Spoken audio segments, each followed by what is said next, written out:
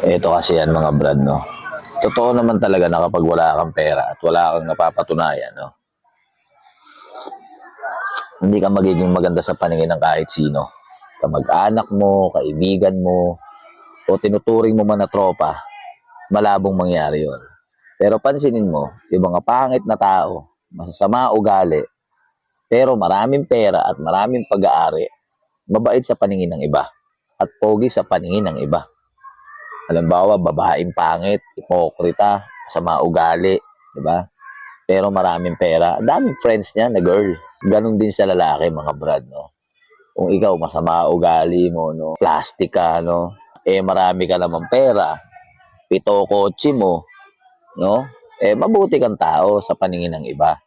Kaya nga dapat magsumikap ka, brother, no? Kung gusto mo makakuha ng respeto, magpayaman ka. No, kahit wag ka na magpapogi kasi pag mayaman ka na, marami kang pera, pogi ka na rin naman eh. Kahit pangit ka. Basta marami kang pera. Pera-pera kasi minsan ang labanan eh.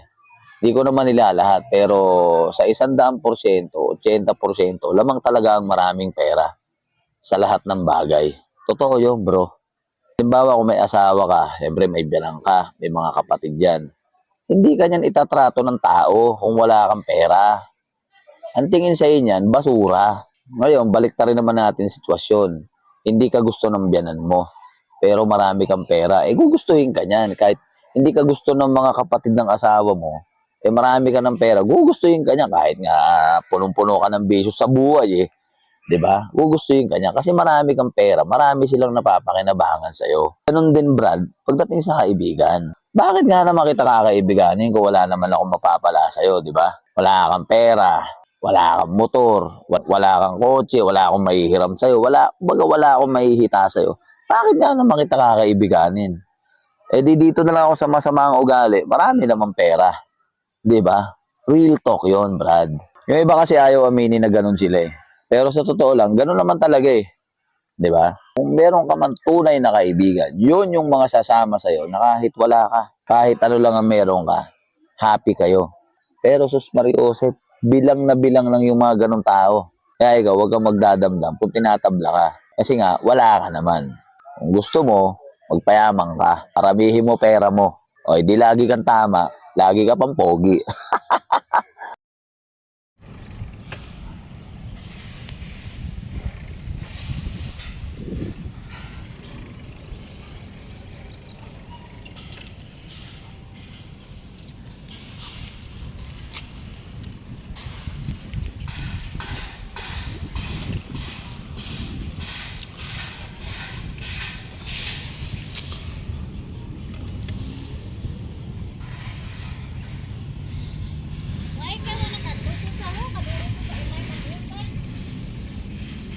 Grabe, basura, gibili sang mga gakanto di kagabi, mga idol, oh. Ano siya, hindi nila sa basura. Ang ano na siya, mga gamit ang pag, ano nila sa cancer.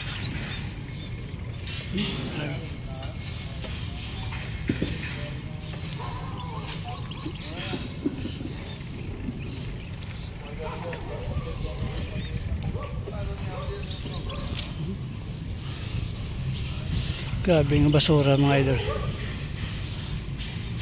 Kung madisiplina lang mga tao, hindi na mo na kadamo ang basura, mga idol. So ang tao, pahalala mo na sa tayo. Biyaan lang nila yung basura kag pahimo sa gobyerno.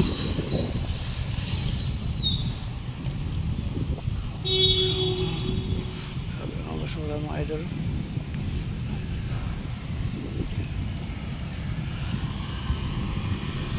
Pero teka dami ang basura.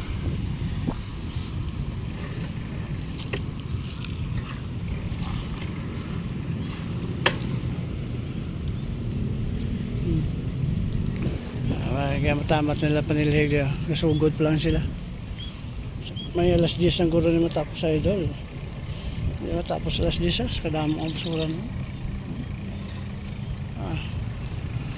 Basura tanan.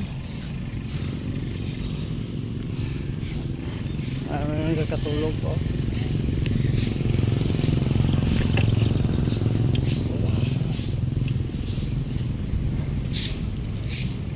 Kaya sa alas 10 pang?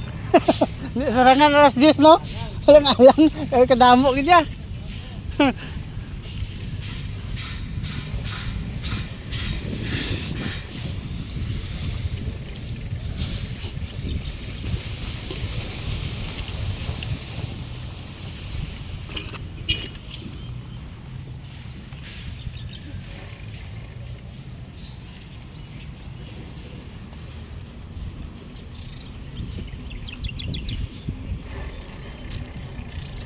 Oh, gabi. Sus.